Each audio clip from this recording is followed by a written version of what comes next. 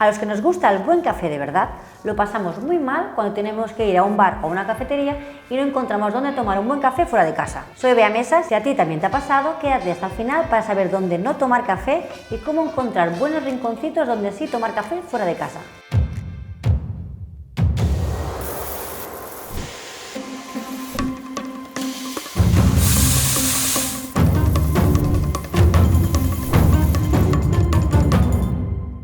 Vamos a empezar por algunos tips que nos ayudarán a saber dónde no pedir un café. Lo primero y súper fácil de detectar es que si vas a un local donde tienen el vaporizador de la cafetera de color blanco o todavía más preocupante, amarillo, por favor sal corriendo. Esto es tarjeta roja. Si por algún motivo te quedas ahí atrapado, no se te ocurra pedir nada con leche caliente.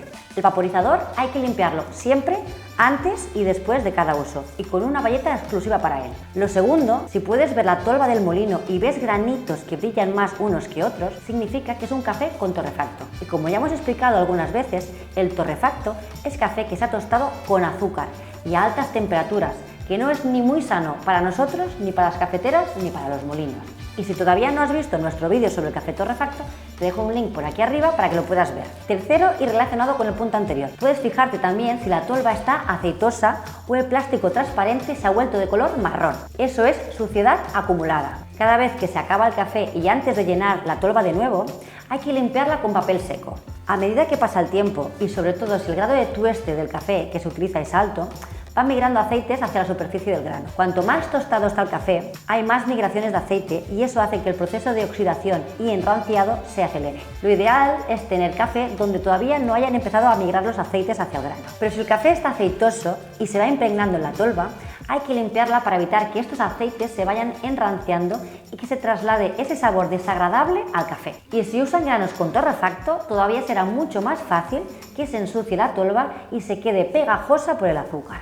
Cuarto, fíjate si la persona que nos prepara el café utiliza la misma bayeta para el vaporizador, para la bandeja y para la barra. Lo recomendable es que tengan una bayeta para el vaporizador, idealmente de color blanco, otra para la bandeja, de color marrón, y otra para una limpieza general que puede ser de color también oscuro y puede estar debajo de la cafetera. Lo de los colores es un truquito para saber siempre para qué zona es cada bayeta o trapo, pero evidentemente puede ser de cualquier color que el barista prefiera. Pero si solo tienen una bayeta, es muy fácil que al limpiar la lanceta de vapor, que va a estar en contacto con la leche, haya residuos de haber limpiado otras zonas. Y os preguntaréis, entonces, ¿cómo hacemos para encontrar sitios donde tomar un buen café de forma fácil? Yo lo primero que hago, si no conozco la zona, es buscar directamente cafeterías de especialidad.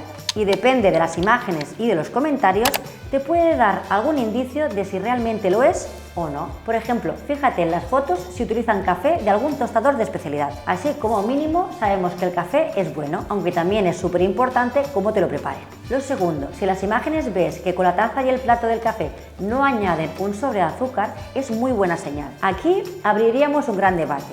Pero como regla general, una cafetería de especialidad no añade azúcar con el plato y la taza de manera automática, aunque normalmente sí que tienen en la barra por si alguien lo quiere añadir. Al final yo creo que no podemos obligar a nadie a que tome lo que a nosotros nos gusta, aunque sepamos que es mejor. Pero por intentarlo no perdemos nada. Que se lo digan a mi pareja que no hay manera de quitarle ese medio sobrecito de azúcar. Tercero, no es ciencia exacta, pero si la cafetería ofrecen café de filtro o ves algún método para preparar café de filtro en las imágenes, es una buena señal.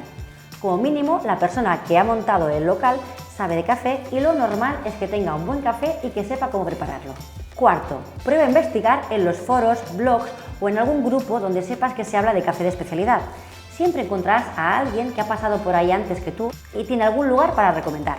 Puede que no esté tan cerca como te gustaría, pero seguro vale la pena por tomar un buen café. Siempre nos pueden acabar sorprendiendo, pero al menos estos son pequeños truquitos que nos pueden indicar qué clase de café nos vamos a tomar. Seguro que tú tienes tus propios trucos para encontrar cafeterías de especialidad. Te agradeceríamos muchísimo si los quieres escribir en los comentarios, que seguro nos ayuda a todos. Y ya sabes que si te ha gustado el vídeo, suscríbete al canal y no te olvides de darnos un like. Nos vemos tomando café.